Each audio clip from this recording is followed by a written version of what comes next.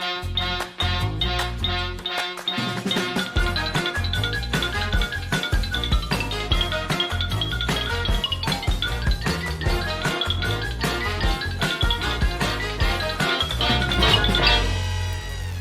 everyone, and welcome to this week's episode of your Weekly Theratea Podcast. My name is Tell Williams, or Mr. Williams Pre-K. I am a teacher and a social worker therapist, and over here we have... I am Anne-Marie DePietro, and yet again, this week I'm still a nurse practitioner. We haven't switched careers. No, not yet. Still. So I was telling you, before we started, I was like, I feel like we always talk about like kind of something like that's happening right here now. And I was like, we should just do like hot takes on it and discuss like how we feel about it. Okay. And so I was this close to making a TikTok the other day. Okay. Yesterday night, to be specific. And I didn't because I was like, I feel like I mean it to be like, haha funny and like would even do it with the person. But I think the perception would be like it's bullying and being mean, which it wouldn't be. But okay. What do we think of JoJo Siwa's new like look? Like Johnny Weir meets Kiss jumpsuit. Have you seen this? I saw the one you sent me of her and the wife beater and the jorts. No. It's not of her in the white tank top. It's like it literally looks like an ice skater. So she has like this like black almost like mime kind of paint. Like she literally looks like someone from Kiss with black makeup, and it's like black lipstick that's like dripping down. It's like a line, and then she's wearing this like black leather, very, very, very much like the black thing I wore for the gala. Really? Yeah, like with the fringe and the crystals and all that. Yeah, and like then her hair's like sticking straight up. It literally looks like if you took Johnny Weir and Kiss and merge them, and it's like JoJo on ice. What is it for? I think she was at I think it was some award thing. It looked like that. Like she was in front of like one of those like step and repeats, you know? Oh. But I don't know. It looks like that's what it was for. But I was going to make a video that was like, hi, I'm JoJo Siwa's makeup artist. And I'm going to show you and like wear the outfit and do the makeup like that. And I wasn't doing it in a sense of like being shitty and mean. I just thought like I literally have this exact outfit and I could do the makeup. But then I was like, I don't want it to ever be perceived as like I'm being like a dick. I just think it's such it's such a choice. Like she's like reinventing herself, but like it's still kind of like the same JoJo Siwa, just with like makeup done differently. It's like an exaggerated makeup look with still a lot of shiny things, and like hair is kind of like, you know, still not in a healthy space. I mean, my opinion on the whole JoJo Siwa thing hasn't changed from like the first time we talked about it, which is that I think she needs a lesbian spirit guide. She like needs a lesbian spirit guide. She needs a stylist, and she needs like I don't know, like it's we can't sit there and be like, oh my gosh, we should like not sit here and like talk shit about all these child stars, right? Because like, and she's a child star, and so like they should have room to explore and like try new things. But it's like I don't know that this is even her. Right. That's what I was going to say. Like, I feel like it's an unstable self-image, and she needs to like do a lot of introspection and really like see who she is, because there's a lot of like mimicking going on. Yeah, I think it's trying to figure out like that, like a lot of the teen stars, you know, Lindsay Lohan, Britney Spears and all that, like did these outrageous, dangerous things, so they weren't looked at as child stars. And I feel like this is kind of her way of being like, if I go all black with heavy gothic like makeup, then people won't associate me with like JoJo with a bobo kind of thing. Well, I also think, and now I'm going to get like super mental health about it, but if you look at the type of personality that develops when you have like a very close primary caregiver that's like not really trusting you to make your own decisions and is sort of like deciding everything for you 100%. From a young age, then you don't really like trust yourself to make your own decisions, and that unstable self-image leads to a lot of switching. Oh, for sure. And I think like most of us have done stuff like that. Like when I was in college, like away from like parents and stuff like that, I was like dressing, acting, and doing outrageous things because I was like overcompensating for the times I couldn't do that. And I'm like, I think that she's probably doing what, you know, everyone has like a goth or an emo phase or what have you. She's just doing it very publicly and like to an extreme, because like everything else that she's had to do is to the extreme. But I was just like... Yeah. It's a moment. I mean, the JoJo Siwa stuff on lesbian TikTok is probably a lot different than JoJo Siwa stuff like on mainstream, like your TikTok. 100%. On lesbian TikTok, it's like the queen has fallen from her throne. Oh my God. I'm not kidding. That's a lot of pressure for JoJo. I know. Oh my gosh. But she was the queen of lesbian TikTok for a while, and now she kind of got like canceled from the lesbians. Oh. She'll find her way back.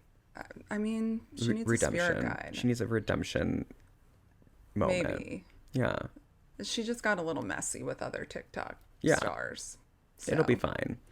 I mean, it's fine. Someone out there, please, like, be her spirit guide. Yeah, please let us know. You know. Also, I heard your name come up in a podcast. You did? Yeah, a very like famous podcast with famous people. Oh, so my secret is out. Your secret? Well, yeah, it is out. I guarded this secret for 7 years. I was always worried it would like come out on TMZ or like in some music, Philadelphia like, Inquirer. right. Like, I don't even know. But Bam from MTV's like Jackass and like famous like skateboarder and has like a whole like line of boards, right? True. He went on a podcast and was talking about you and how much, and that he just recently saw you, and that that you were his nurse practitioner and therapist. Mm-hmm. I love that. Yeah. He said, what was the quote that he said? That I'm the only one he's ever listened to and loved. I love that though. Yeah. So, I mean, I've been seeing him for like 7 years, but we fell off like right before the Florida Shuffle, which once we make our surprise announcement, I can say more about that. But prior to that, like I was always worried it would become like part of all like the news stuff because there was so much stuff going on with like the Jackass movie and everything like that. Like I remember one time there was a Philadelphia Inquirer article and the writer had come to his house to like do the interview or whatever, and like the picture in the article had like a note that I had written him on the fridge. It was like instructions for how I wanted him to like do stuff, and they commented on it in the article, like my note, but my name wasn't in there, thank God.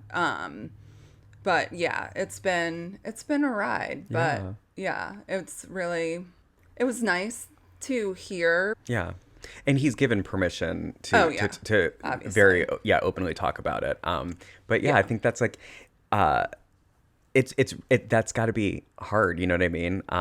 To be treating people or, you know, because you've treated celebrities. And so it's hard to kind of like, when the casual get brought up in conversation, for you not to like, go hard on the defense for people like, why are you like... Right.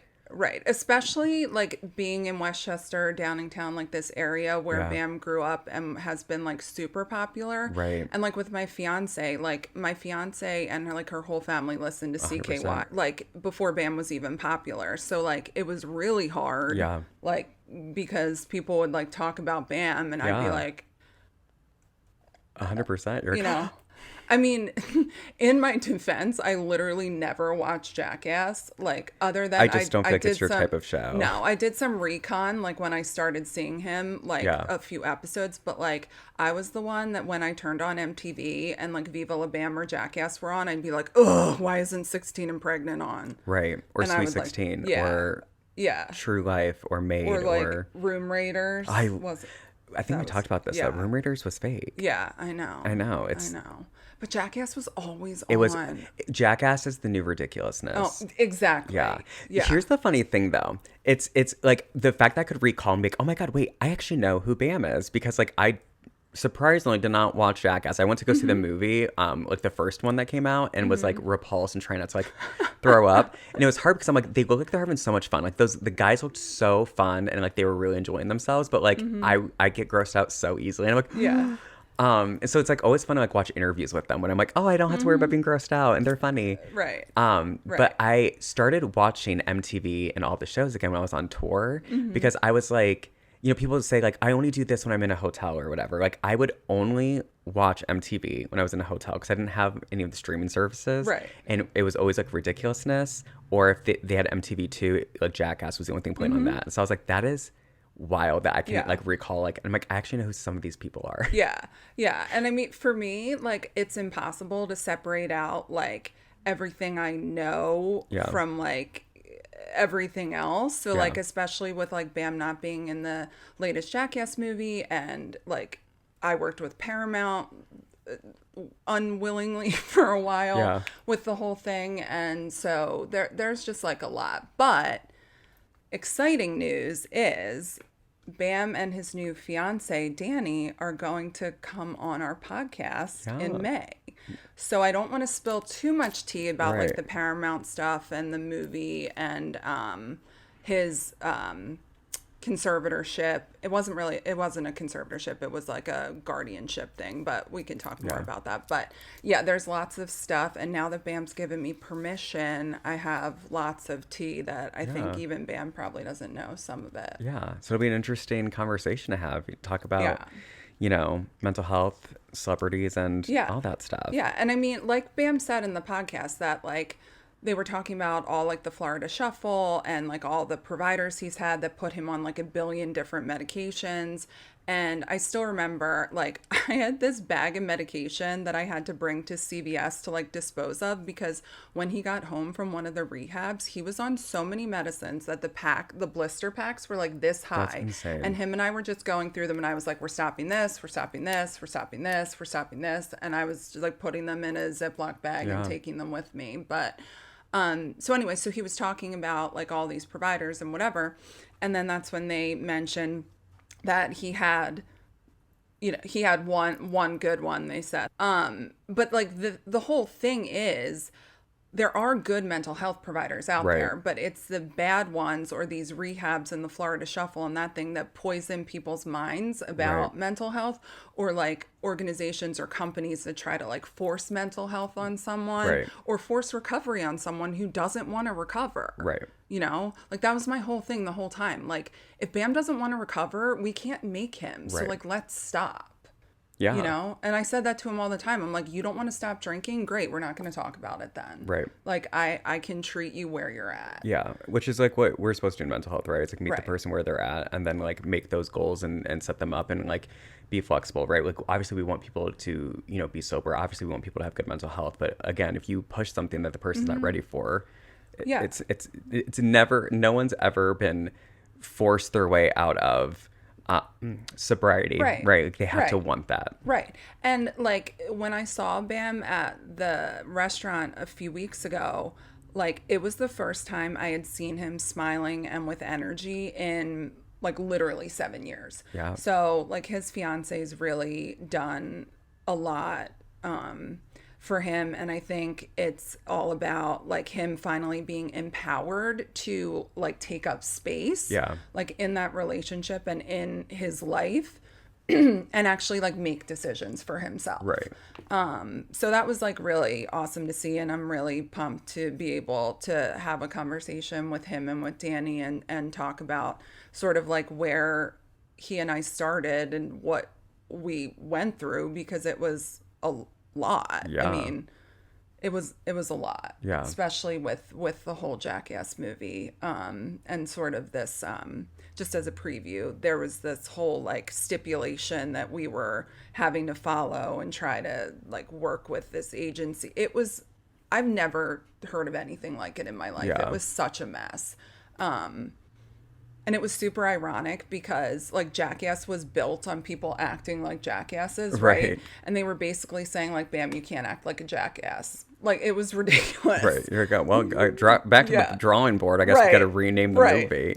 Exactly. So, you know, we'll talk about it, but talk about spilling the tea. We got some tea. Yeah, it was hot tea too. Yeah, and I'm excited for you to meet Danny and meet him, and you know, Danny and I connected right away because she's a bad bitch. So it'll be fun. Yeah, can't wait. Great. Everyone get excited. Well, now 15 minutes into the episode, we have we've found that every time that we're like, what should we talk? What would you guys like for us to talk about? What do you guys want more information about? I feel like this is our 3rd episode on it, but people still have questions. They want to know like specific details, what it looks like, and this, and this. ADHD, again, it's like the entire podcast, like half of could be just ADHD. Yeah, we should just call it Thera ADHD. Right. Just that's what the Yeah. podcast is now. Yeah. But no, I think it says a lot though about like people's perceptions of it prior to, I mean, more recently of like what it is, and what it, you know, what we've believed it is for so much time. But then also like just to hear stories of like, oh my God, wait, could that be an ADHD symptom? Yeah. I mean, many things can, but like people always want that anecdote of, you know, well, what does that look like? So we were coming up with the list of things that like how our ADHD kind of like festers and some of like our worst habits with it. So do you have like a specific time where like you missed like a vital email or text message that you're like, oh shit, this is probably an issue? All the time. When it's like, All the time. I literally have started telling my patients, please repeatedly text me until I answer you. Like, I'm not ignoring you. Yeah. It's nothing personal. You won't be bothering me. Right. Like, just keep doing it. Because by the time I'm done seeing patients back to back to back, I could have like 52 text messages. 100%. And like the last thing I want to do is like go through all of them because, you know, like half of them are from stores that I shop at. Yeah. You know, so like refills that I have to send in or whatever, like if people resend them and it goes to the top of my like text, like that's easy. And then in terms of like the emails, I've just really been trying to like set aside time either at the beginning or end of the day to go through them, but I mean it's just it's definitely one of my downfalls. Yeah, I think that like, I mean, we know that I'm terrible at texting and emailing and anything with phone, which is ironic, but like, which is a great combination for us when we share patients. Right. And they're like, what's the best way to get a hold of you guys? Because like we emailed you on Monday. And Right. I'm like, well, it's only Wednesday. Right. It's fine. It's 72 hours or something.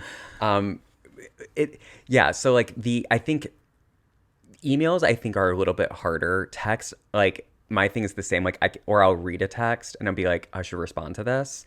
But Or then you I respond in your head. Yeah. Oh, 100%. And then I'm like I'll be like, okay, I'll say this. Let me put my phone down because I'm in the middle of something. I always tend to like, I check it when I'm in the middle of something, and then I read it, and I'm like, okay, when I'm done with blah blah blah, I'll respond. Or I'm like, I see the text come through, I'm like, okay, I know I'm gonna do that, so I'm gonna leave it so I can still see the red, you know, little blurb that says I need to answer it, and then I just totally like I have like over like 500 little like, you know, notifications of text I need to read, and I'm like, I'm never gonna get to that, you know what I mean? So like I literally have, and I think I've talked about it before, I like set, if I know that like someone's specifically going through something or like I need to check in on someone, I will set a reminder on my phone that like says like go text this person now, or like, you know. I think the worst time though, it wasn't even like anything to do with work. I think this was 3 years ago now. So how my agency works is I have my own email through the agency. I just don't ever use it. They go to that, and my agent automatically gets those emails forwarded to him. So he responds for me, right? In his email. But I have access to it. So, you know, especially when I first signed with this agency, because this is new, you know, I'm a fucking teacher. Like I'm not used to this stuff. I would go check. And the issue is if I would check, then sometimes it wouldn't show that. It would show that it was red. And I remember going there and I was like looking through and I was like, oh, and it was to shoot a TV show with Discovery Plus, HBO. And I was like, oh my God, that looks so fun. I remember clicking on it and reading like halfway through. I'm like, oh, this is like a read. Like it's like this is gonna take time. And I was in the middle of class because this was when I was getting my graduate degree. And so I was like, okay, gonna stop now. This is super exciting, but like I'll come back to it. Didn't come back to it for like a month. Oh my gosh. So like I'm sitting there, I'm like, oh my God, this is exciting. And I'm like, would randomly think back, I should respond to them. I finally get back, and I have like 3 or 4 weeks of like, they're like, okay, hi, can you send us, like, we really want you to be in this TV show. We need you to be in this TV show because we need like this exact identity of like a queer Puerto Rican, you know, is there any way that you can send us the sides, which is like the scene? Can you send us the sides by like tomorrow morning? And it was like, I think like 8:00 at night. I'm like, fuck. So I remember like writing down the script so that I would scroll, looking at my phone. My husband's like trying to, you know, Jason's like trying to help me out with this. And so like it was like so last minute. Everything was so last minute because I was ignoring it. And then we're going into like the 3 weeks leading up to shooting the show. Like, you'll come here. We'll do this and this. And I kept getting emails from them that I wasn't responding to because I'm like, okay, I have to remind to ask why they want me to come to like this specific street to get a COVID test. Because I was like, and I'm like, I remember at one point like looking for it in Philly. I'm like, it's not here. That's so whatever. And so I just put it off. And then it was like a week before I was supposed to leave. And I was like, hey, we really need you to get this COVID test. And then can you come for this costume fitting here? And I was like, hey, finally after, 3 weeks. I know it's like a week beforehand, but like, I don't think I'm gonna be able to go to this costume fitting because I'm in Philly. But like, should I get swabbed for COVID here? And they're like, yeah, could you please do that here? We'll probably still have you do it when you get here. When will you be back in LA? I said, back? I don't live in LA, I live in Philly. It was like all hands on deck, alarm bells going off. They thought I lived in LA. I was the only person in this fucking TV show that did not live in LA. And so they're like, we didn't know this. We thought you were in LA. I'm like, I don't know why. I never said I don't think anything about me reads LA. But my procrastination in this one space completely like blew up in my face because I just refused to like respond to an email. And it wasn't not good reviews. Like I forget. I'll answer it in my head. Oh, yeah. Yeah. I mean, people have been asking me like ad nauseum about wedding planning. Like, it's just like, I think when people like see that you're engaged, they're like, how's wedding planning going? Yeah. And I'm like, I'm not. It's not happening. Like, thank God I have a wedding planner that planned Colleen's 40th surprise party. So she already knows me and she knows that like I'm incapable of doing anything. So like she's done everything. Like she went to the hotel and signed the contract. I told her to like pick like the suites and the rooms. She picked the hotel. Like she texted me and was like, do you want to have like an official after party or do you want to just go to the bar? Whatever. She texted me like 2 weeks ago. Yeah. I looked, my hairdresser today was like, how's wedding planning going? And I was like, shit, I never responded to Lisa. So I go back and I'm like, Lisa, we can just go with whatever you think. I love what you love. She's like, Imri, like it really just depends on what you want. And I was like, I don't know. When do I need to get you the save the dates? Meanwhile, I bought these save the dates, designed them like minimally 5 months ago, right? I have a wedding 2 weeks after yours, and the save the date came like a month and a half ago. Don't tell me that. What? Why? Shit. Yeah, you're in like the 6 month period. No, Lisa told me as long as it goes out by 6 months, it's fine. But then today, Kelly was like, I get save the dates like a year in advance. Yeah. I'm like, what? Especially like the fall weddings, I feel like the younger the couple is, and I could be totally wrong. You guys could probably be like screaming at me like over your phones or computers or whatever you're listening to this on. But I feel like younger couples I see are more likely to get married spring, summer. Really? And yeah, and like, Are you calling me old? no, we got married in October. What? Jason and me got married in October. Well, you guys were old. Yeah. We're older. You're calling me old. Yeah, I feel like if you're like a 20, 21, 22-year-old like couple, I feel like they tend to get married like in the spring, summer months. And like, I think it's because like if they're adapting around school schedules, like universities and stuff like that, for sure. Like I don't like. We just picked October because I hate being hot. And my dad said that we couldn't get married in the winter because it might snow. That's true, though. You don't want that. You don't want people to be like stuck trying to. I had to prioritize me and Jason's comfort, which is we cannot be hot. Right. Well, to be fair, that was 80 degrees and we got married in October. Well, don't say that. I mean, Don't here's a little curse us in different. that I feel like way. you guys seldom get Yeah, the I don't think random it'll be Midwest that. heat that I think we we get. have more of a chance that it'll be super cold And than snowing. Like, yeah. It still might snow. But yeah, so speaking of the save the dates, so then she's like, by Monday. I'm like, by Monday? What do you mean? So I'm like, I'm in my like hairdresser chair, whatever, she's doing my hair. I'm like on my Google Doc. I'm like texting Colleen. I'm like, you need to do your list. Meanwhile, my dad sent me his list like 2 months ago. Oh my God. And I'm like, I don't really have anyone to invite to the wedding anyway. I'm like texting Bam, like, do you have an address? And Danny's like, no, we don't have an address. I'm like, that's fine. I'll just take a picture We and don't send need it. save the dates. Yeah. So just maybe put it on your calendar. I don't know. Email them. I mean, no one come. It'll save me money. It's fine. Like, Save the dates are, I don't know. I feel like the worst thing to be doing with ADHD is like in school still or like planning a wedding. Oh, yeah, for Like, sure. I can't imagine. I would die without Lisa. Like, if Lisa wasn't planning the wedding, we wouldn't be getting married.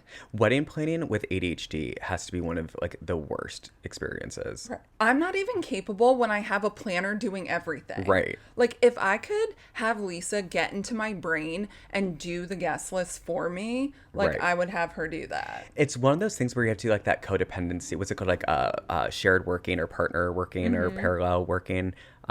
Where like if I hate folding laundry. Y'all, I can't describe how bad it is with my ADHD because it takes so much And then you have to time put it and away. energy. That's the issue. Yeah. I can load up the washer, load up the dryer, take the clothes out of the dryer. I can do all that. That's not the issue. The issue is the folding and putting away because it is like an ADHD nightmare. Also, my sensory issues, I hate touching things that are like overly dry. So like a towel coming out of the dryer makes me want to, like my sister does this too. We just like lotion up our hands because it's just like touching a dry towel with dry hands makes me want to like punch something in the face. So what I would do and what Jason started doing with me is I should just take a picture of it or a video. I probably have, well, donated 6 trash bags of clothes today. Nice. I need to do that. They're in my trunk. Where they'll be for like 8 months. Exactly. Yeah. Until I'm like, oh, I'm driving past a Goodwill, just drop it off. And then you probably still won't. Probably not. It took me like over a year to do it the last time. Yeah. I think bags are still in my Forerunner from when Colleen put them in there 3 years ago. It's just so hard. I know. So what Jason and I started doing is that when he knows I have to fold laundry, he goes into the bedroom and he'll sit on like the bed and like talk to me or like play the iPad or whatever, just to like, I'm like literally an iPad kid, like just to, like to like distract me or to not make it feel so heavy. I feel like what you need to do is just have like Colleen and your planner sit down at the table with you and be like, we're all going to work on our list right now. And just have to like for sure do that. Yeah, because speaking of laundry and the saga, I did get the pink suit Thank back. God. I was nervous. Thank God. Like when Danny mentioned that on the podcast yesterday, because I was in the pink suit when it happened, I was like, thank God I got it back or I would be weeping at this podcast right now. And she's gone. Yeah, like she's gone. But anyway, I got it back. So we've been using this laundry service, right? And so the laundry comes back all folded. It's in my dining room. We've done it like 5 times. There. None of it's put away. So today I wanted to wear this Barbie sweater, but I didn't want to wear the Barbie sweater without my pink sparkle leggings. Yeah. I have 3 pairs of pink sparkle leggings in various shades of pink. Okay. I couldn't find any of them this morning. None of them. I looked through all the laundry bags. Not there. Not in my closet. So do you know what I did? What? I bought 3 more pairs. I swear. On my way to the hairdresser, I bought 3 more pairs. And I'll probably have to buy more because those will go missing after I wear them the first time. I think that's like another issue too is just losing shit when you have ADHD. God. And I mean like every day. Yeah, and I'm not talking like, I mean, misplaced for sure. Like a big reason why I wear an Apple Watch is just so I can find my phone. Oh, for sure. Like because I'm like, it's gone forever. And there's been times like I was trying to get to therapy. I go to therapy every Tuesday at 9 a.m. And I needed to get to therapy. And this was like a year ago. I was having a really rough time. I was like finishing my graduate. I was just like touring. Jason had just had everything was happening at once. And I needed this session, right? And I am like to the point where my therapist is like, we're going to start every session at 9:05 because you're never going to be here at 9. I had my shit together. I had ordered Dunkin' Donuts, so all I had to do is pick it up, like the curbside. Like I was good to go. I lost my keys, and I don't mean didn't put them in the bowl. They're probably in my bag or on the table. Lost my fucking keys. Oh my God. Couldn't find them. It was the second time I'd done that since I'd been home because I was only home for 2 or 3 stretches of time. I had to go through laundry because I was like, I really feel like it was in one of my pockets. It was buried under I don't know how much laundry because once I got home that Saturday, did not leave the house at all until that Tuesday, buried in there.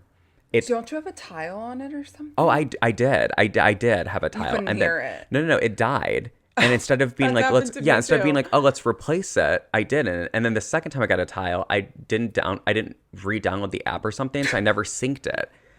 Oh, I have a tile because like my husband like did it right away when I started losing shit like constantly, he's like I would be late to things. Like I literally missed like nutrition appointments, and I've called him and like, I'm so sorry. It took me 45 minutes to find my keys, and I can't get there in 10 minutes. It takes me a half hour. I get so upset about this. I told you before, my best friend Molly also has ADHD. Yeah. She literally put a tile on her daughter's hairbrush. That is so funny. Yeah, because every time, well, I mean, this happened when I wasn't there too, but like Sloan always wants me to brush her hair when I'm there. And I'd be like, Sloan, where's your brush? And we're like, so then we get my brush goes missing. So then I have no brush. So then we just like overbuy brushes. There's brushes everywhere, but we can't even find one of the brushes. I do the same thing with scissors. There's a pack of 6 scissors in my office right now because I can't find any of the scissors that we have here. But we have 20 pairs of scissors here. Oh, we have a lot of scissors. Like we had, well, there's one there. There's another one on the floor. There's 2 in my office. I have not brought a single pair of scissors from home. There's just scissors everywhere here. But I can never find them. Oh my gosh. I took one of them out of the package today, and then 5 minutes later couldn't find them, so took another one out of the package. I feel like it would be so interesting for someone who's much smarter with numbers than I am to configure how much money people with ADHD spend on items that they already have. It would be disgusting. I could probably pay an assistant full time if I got my shit together. And I think that's and it's not even one of those things. I'm super frugal. I think it's just like the way growing up like super poor. Like I just like hoard money, I feel like. Which I don't think is like I'm always like very like but like I get so frustrated with myself. So like today when I was going through like donating all the clothes, I was like, there's so many things that I bought that I didn't like love, and they were super inexpensive at like Target or like wherever, because I was like, okay, well, like I need this for this event, or I need this to, for whatever. Every single year, our school would do like these fun themed stuff. And so I'd buy like a fun, like costume, like thing, like safari outfit when we did like around the world and stuff like that. And I would lose stuff every year. And I was like, how much money have I spent redoing this? I have like 6 Spider-Man costumes. I have like, and I'm just like, this is insane. Like this, like I can't be spending money like I'm a Rockefeller because you can't find, this specific undershirt I have to wear. So now I have to go buy, 4 more because it has to come in a pack. It makes me so angry. Oh, every day. I mean, I will know that there's like 5 things of toothpaste somewhere and can't find it. Last time Colleen and I went on vacation, I like to bring my own travel dryer because the ones in, like, I can't dry my hair with those. It's scary. So we have a T3 travel dryer. Not cheap at all. Okay. We cannot find it anywhere. The travel dryer is missing. Colleen buys another T3 dryer. Now we have 2, and I guarantee if I call Colleen right now and I said, Call, can you get the T3 travel dryer out? No idea. No it's idea. Somewhere in the abyss. Her box of Christmas gifts is still missing. That's right. Mm-hmm. And this was like significantly before Christmas. Yeah. And some of Jason's presents are in there too. It's not even like you're doing things that you don't want to do or things that you don't care about. It's like you're forgetting or like kind of putting in the back of your head like significant things. Like I want to do this TV show. I just like I want to get married. Right. Like you're like I don't want to lose these clothes that I have. I don't want to keep buying this shit. I want my pink leggings. Yeah. It's like it's not even like people being like frivolous. I'm like, whatever, I can just this to this, or I can just buy it. It's like no, it's like an actual like it's so frustrating. Clothes are disposable. Yeah.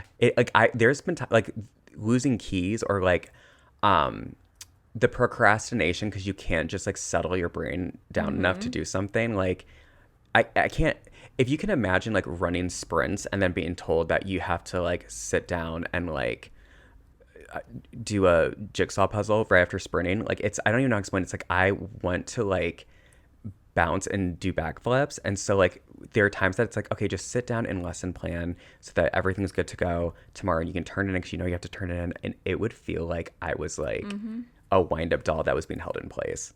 It was horrific. So it's not like we don't want to do those things. It's such a unique experience. And a lot of times once you get started, it's fine.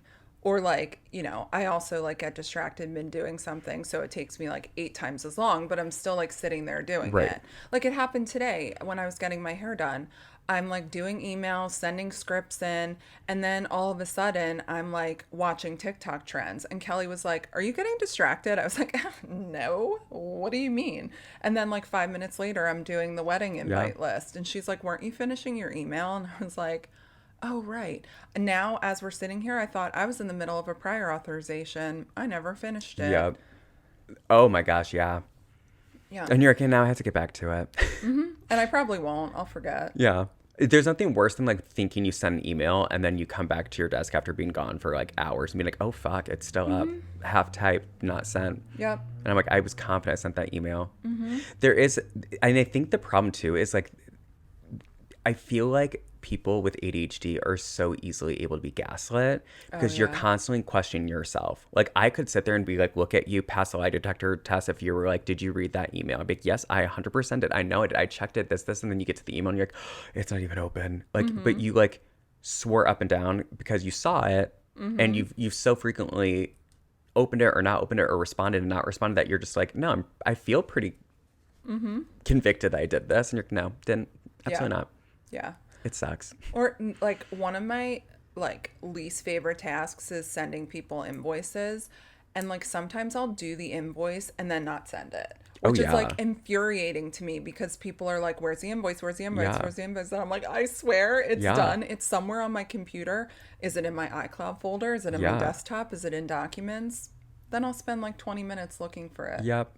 Oh, 100% of the time. I think like something too that was like difficult is finding out the things that I did like once medicated and in therapy and stuff. And I'm like, oh my gosh, this was me trying to like stimulate because I was like way too overwhelmed, right? I think one of the biggest things that I think we've talked about before is like my eating habits. And I didn't realize that so many people with ADHD, like eating is something that's stimulating and gives you energy, kind of, how often I would just be like, it wasn't like boredom eating, right? Which is totally different. It was like, I need to do this. I'm going to grab a little snack while I lesson plan. I'm going to grab a little snack while I'm grading this. I'm going to, and it's just like, you don't realize how much, or like even when you're feeling tired or sluggish or can't concentrate, oh, well, people always say carb up if you need to concentrate. It's like, baby, not 8,000 calories a day carb up, honey. And so it was so strange then being given the tools and resources to kind of like help with the ADHD and being like, what do I do with those things I was using before, right? Like, did you have a hard time adjusting with like your kind of your fallbacks of what you used to do versus like? I feel like I still do because like I started being treated for ADHD in college. So it was very like I had different responsibilities then. And now, like as an adult, and especially with someone like having my own business, I think there's like some aspect of like after 20 years of being on medication, like how effective can it really be? Yeah. I mean, it's definitely like significantly better than if I wasn't Right. on it. But I think like as I get older and hormones change and like all of these things that I see in my like female patients too, like it gets harder. Yeah. Like, and luckily I'm like aware of symptoms and how it presents and whatever. So like I can try to problem solve in my head. Right. But, I'm still like perseverating over making pens. Yeah. I still have an entire giant bin of yarn because I was like hand knitting for a week and then haven't touched it since. Oh yeah. The hobbies you pick up and put down, or the things that you were so interested in and like hyper fixate on, just to after like a week being like, yeah, I'm good. Got it out of my system. I feel much better now. Like, and then they just sit there. Like, Yeah. Like I told myself, it's taken me like 2 weeks to put away all the new crystals that I got. They're still not even put away. Like I said to Jason on the phone this week, I was like, because he was telling me how like he's waiting for this shipment of crystals to come. And I was like, I'm just going to give you crystals because then I won't have to put them away. Yeah. So I'm like, you can't buy crystals. Last night I'm on my TikTok live buying fluorite that's UV reactive. Like what am I doing? It's one of those things of just like trying to keep yourself, like, again, like whenever I feel like maybe my meds aren't like as effective or working, and then go a day without them, I'm like, never mind. Like, I like, before I started taking medication, I was doing teaching full time, was in school more than full time. I was taking 24 credit hours and teaching full time, and then was doing an internship. And then at the same time, every other weekend going down to Florida to record the podcast I was in prior to this. I was then touring. Like, all this happened at once. People were like, how do you do it? I'm like, I can do anything. And it was because my mind was working so fast that if I wasn't constantly busy, then it felt like something was off, right? And then I'd do musicals every now and then. So it's like I would literally wake up at like 7, or not even 7 a.m. I'd be at work at 7 a.m. So I'd wake up at like 6 a.m., get to work at 7 a.m., and I'd get home at like 11 at night and then just redo it over. I feel like that's how you manage ADHD when it's not treated. Like when I was in college, I was working 30 hours a week at a doctor's office. I was in charge of all the sororities. Immediately following that, I was the special events director for all of homecoming. Yeah. I was in my sorority. I was in a secret society. I was like, I don't even know, thinking about it now, like how I did it all and still got straight A's. I think, and Like, when did I do work? I have no idea. right. I go back and think about 3.5, 4 years ago, and I was like, how did I function like that for 20 some years, almost 30 years? Like, I think we just kept ourselves so busy that we had no other choice than just like to do it. oh yeah, for sure. Like, if I have a deadline, I'm not doing it 2 weeks before. I'm doing it the night before because I can't procrastinate anymore. There's nothing more I can do. I have to sit down and do it. Yeah. And I hated when professors were like, don't wait last minute. I'm like, I literally wouldn't get it done at all then. Because I would say I'm going to start it, and I would do like a paragraph and feel like that paragraph was going to be so much more helpful. Right. And then did you ever get into the habit in college of pulling all-nighters? Yeah. Yeah, so once I pulled my first all-nighter, I was like, this is so efficient. I'm just going to not study until the night before. So Molly, my best friend, and I would both do this. We'd go to Dunkin' Donuts on College Avenue. We would have to go super early because you had to get a table with a plug. Otherwise, it wasn't going to work. There were only a few tables with a plug. So, like, us and a few of our friends, like, we'd constantly be hoarding the plug tables. We would stay there all night. At, like, 5 a.m., we would go to the diner and get a blueberry muffin sliced and toasted and a breakfast salad, which was like yogurt and granola and fruit. And we just did this before like every assignment or test that was due. And I mean, we were killing it. To be like 20 something and still be able to do that, because I even with medication, the last time I pulled an all-nighter was my last paper due of my graduate program, like my thesis. And I was like, that one I had to work on, but I also had a professor that I did independent study with, because they were like, I see this in you. It's something that happens to me. So I did an independent study. So like each semester I'd have to complete a different part of it. And so it's the night before, and I was like, I knew I'm going to do all my revisions. Now I'm going to organize. I'm going to do all this. And it was the last like 24-hour all-nighter that I pulled. And I was like medicated and 30 at the time. And for a week, couldn't recover. A week. Also, oddly enough, both times I pulled an all-nighter, because I did it my last year in my undergrad for my last assignment then too. Got COVID both times after that. Really? Uh-huh. Between my last class and graduation, both years, I got COVID. Wow. I know. What the hell? I always tell myself I'm going to pull an all-nighter. Like I said to Call the other day, I'm like, I'm just going to stay up all night and finish cleaning the bedroom, because I have like all my pen shit like literally everywhere. It's not okay. And then at like 11 o'clock, I'm asleep. Oh, yeah. It's always the nights that you don't expect to pull an all-nighter that you stay up way later, and the nights that you're like, oh my God, I have to get XYZ done, then you're passed out. And you're doing like nothing efficient. Like you're making pens or rhinestoning something or like binge watching Below Deck. Actually, yes. The last time I pulled an all-nighter, or almost an all-nighter, I went to bed like 4 a.m. I was rhinestoning the dress I wore for the gala. Watched all of Angels in America, which is like super depressing, and then finished with watching Below Deck. I don't know what was wrong with me. Binge watching a show is like an ADHD dream, because you don't have to change the channel. 100%. You're like invested. Yeah. And then it's like, I don't have to move. I can just keep watching this. And there's nothing worse than having to pick another show to watch once one's over. I think something that people didn't prepare me for, even when on Medicaid, because I feel like this didn't happen. It definitely happens to people who aren't being treated for ADHD who have it, but I didn't experience this. Again, mine was the opposite. I kept myself super, super busy. Is the like ADHD paralysis, right? Yeah. So like, let's say that so like Fridays, I try to, it doesn't always happen. I try to like either do half day or just like manage it so that I don't have much to do at all. A couple Fridays, I think it was actually Good Friday, I had nothing, but I had to go to see my nutritionist and go to the gym at like 2 o'clock. What that means for me, because I'm so used to being busy and that's just how it goes, is that I wake up and I cannot do anything because I have something to do at 2. It makes no sense. I could wake up at 7 o'clock and have an entire day and just have to quickly do this for 2 hours in the afternoon and then go back to it. I cannot do anything. I cannot do laundry. I can't do anything. And it's like this literal like ADHD paralysis where I'm like overwhelmed by some stuff I have to do and then just can, because now I can focus, I hyper focus on doing absolutely nothing because I'm so focused on this thing I have to do it too. Right. Yeah. And in order for me to like feel like relaxed and that I can get stuff done, I have to have nothing to do the whole day. Yes. So like everyone is aware that Sundays are what I call my day of rest. Yeah. So like don't ask me to do something. Don't have like a birthday dinner. Don't be like, Amory, do you want to like go to brunch? No, no, no, and no. Right. I Sunday's want like- to have nothing to do. I want to sit in my bed all day making pens if I feel like it, even though I should be doing 7,000 other things. Right. But like, I don't want to have to do something. Yeah. Like Colleen and I have to go to her doctor's appointment tomorrow morning, and it was like a last minute thing. And I'm like, already like, great, the whole day's ruined. It's so weird. Yes.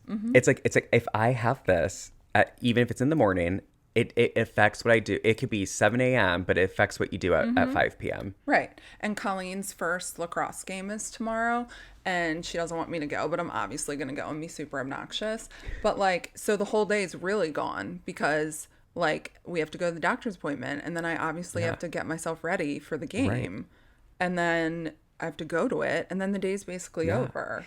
It's like the downside of getting treated for ADHD, which is like there's not that many downsides of it. Like everything's been up and up for me, but it was like before I had any treatment for ADHD, I would have been like, oh yeah, just hey guys, I'll be right back. I'd be like at a party and be like, I'll be right back, guys. I have to go do this appointment, and and then come back out and like totally good with it. Now it's just like there's such an awareness of time and responsibility and focus that I'm like, okay, we can't mess this up, Tal. Where before I would be like 12 activities that day. And I'm like, well, everything it'll happen when it happens. Well, that's why we could never like get on a regular schedule with the podcast, because you and I would both be like, oh, we're going to film it. Yeah.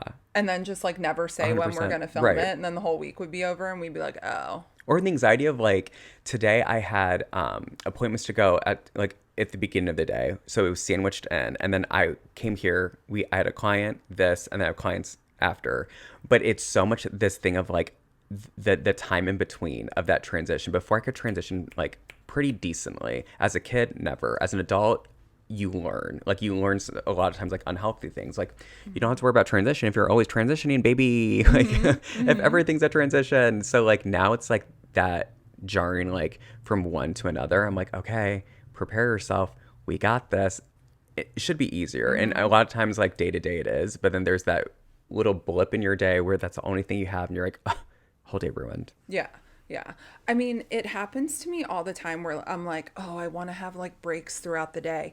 But then it's always so much harder when I have breaks in between patients, because during that whole time, I'm like anxious about when the next patient is. And and the day's so much longer. Like yesterday, I saw patients back to back to back to back from 9 until 6. And I was like, just like cruising through. That's how usually my Tuesday, this Thursday is like an anomaly. Like I'm not going to question it. Like I think I just moved people around so much last week and this week that like today wasn't as busy, because usually my Tuesdays and Thursdays are like from the time I get here until like 8 o'clock at night. It is like no break.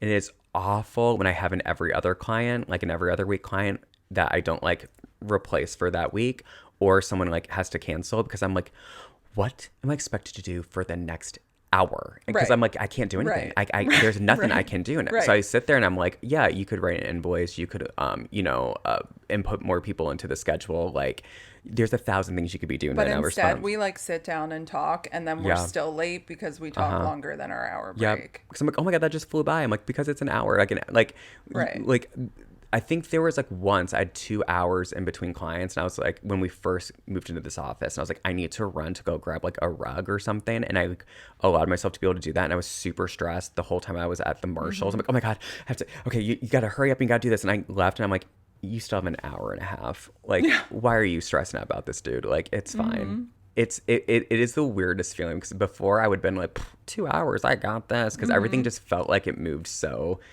fast that like I knew I could move fast too, and it's fine. And now I'm just like slower pace. I wouldn't trade it, I but mean, I don't know if it's age or what, but like I feel like time goes by so fast now. yeah, there's like studies that say that like as you get older, time goes faster. Yeah.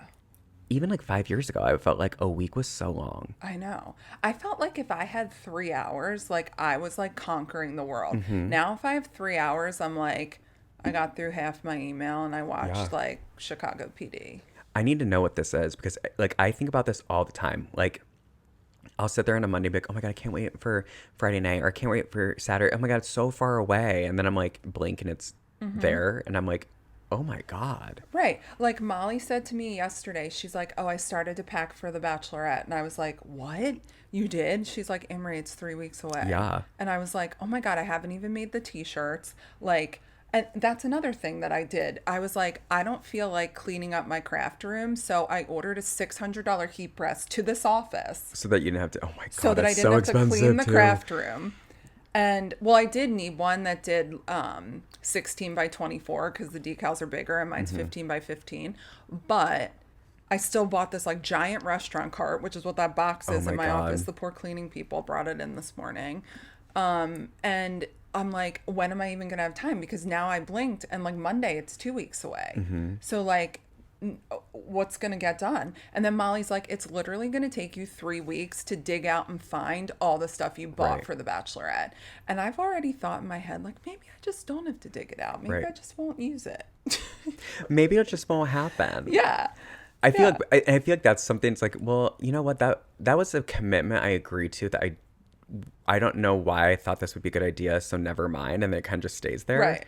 I have to. So it's like April is like starts out super quiet for me ish, and then I go from, I go to LA. I come back from LA. I work that Monday, Tuesday, Wednesday. Then I'm going to speak Thursday at a teachers convention. I leave that teacher in Ohio randomly. And I leave that teacher convention in Ohio to fly down to Florida for your bachelorette party. And then finally we'll be home after that. And I'm like, again, a few years ago when I was on tour, that schedule would have been like, whatever. But now I'm just like, that those 2 weeks, I'm going to feel like I'm like paralyzing. doing backflips, especially going coast to coast. I know. The worst.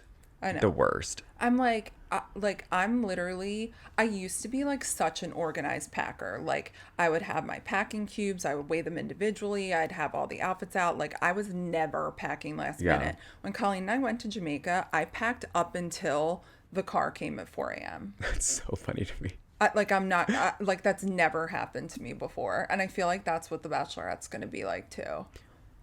No, where was I going? That just happened to me. I ended up staying up all night packing. You were going back to Indiana. Indiana, for I the was. week. Yep. I was going back for a week and I literally just stayed up and packed and then slept for 2 hours, maybe 2 hours, and ordered the Uber because I left at like 4 a.m. or something crazy like that. I literally was like, Because we were here filming the podcast that's until right. And super oh my late. gosh, yeah. Because I think I got home like midnight, packed, fell asleep for like an hour and a half or so, woke up and showered and was on a plane to Indiana.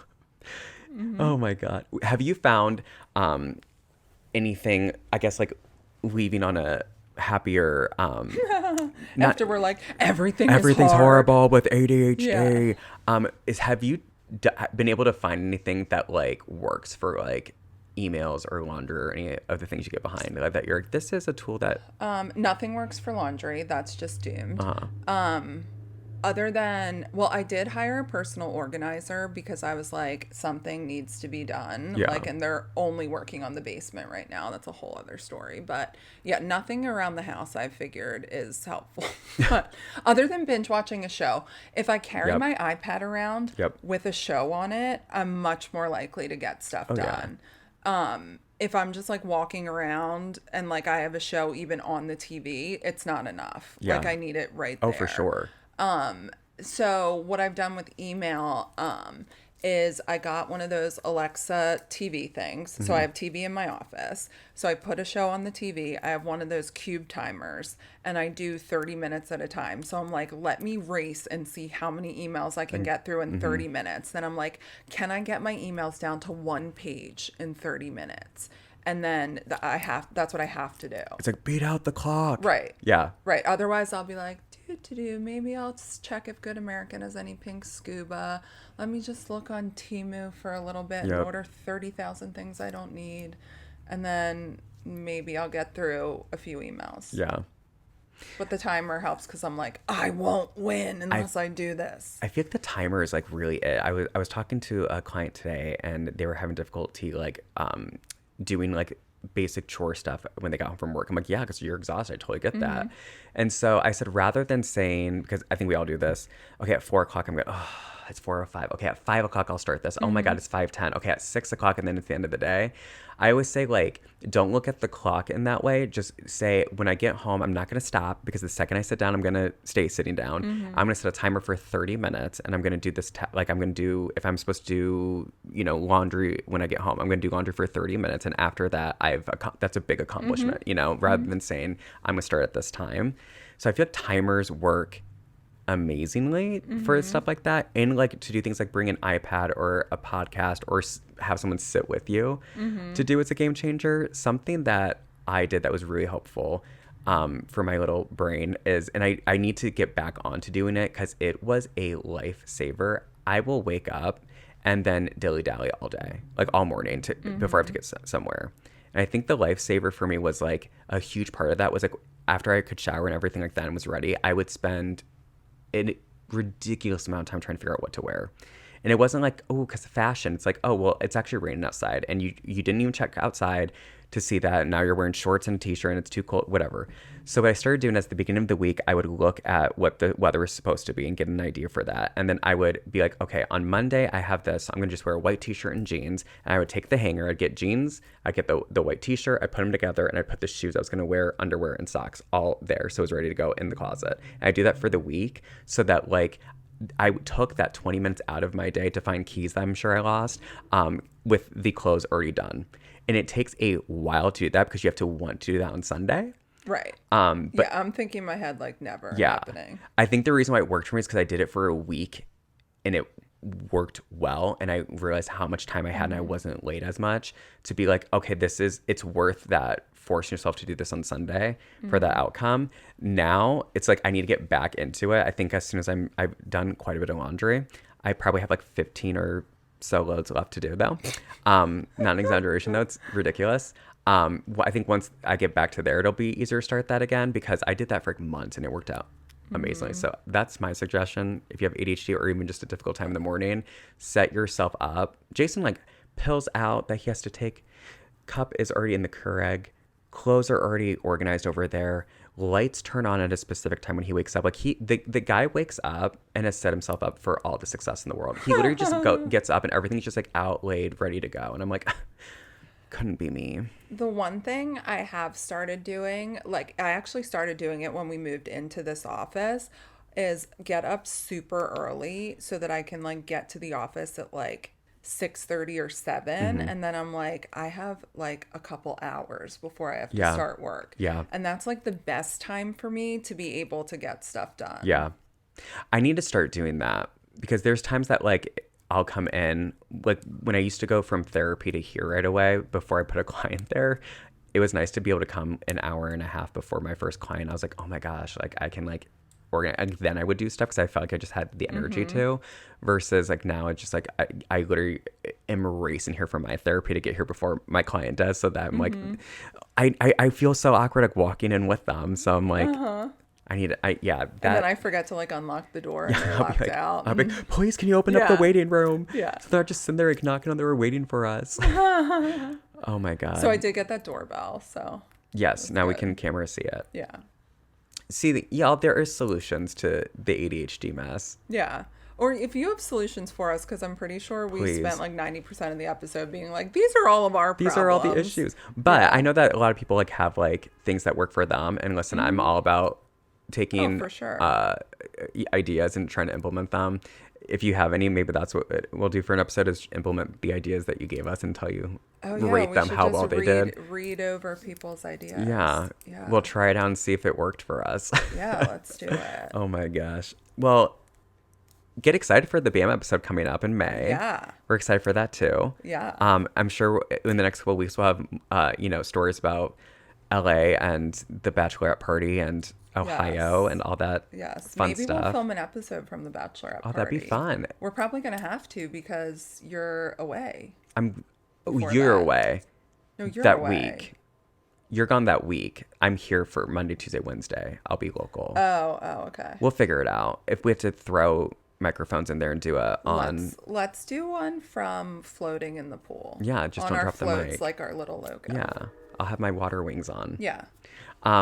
All right. We'll I guess get electrocuted. Yeah, but it'll be fun. Great. We'll see you next week. Let us know what you want us to chat about, hear about. Bye. Bye.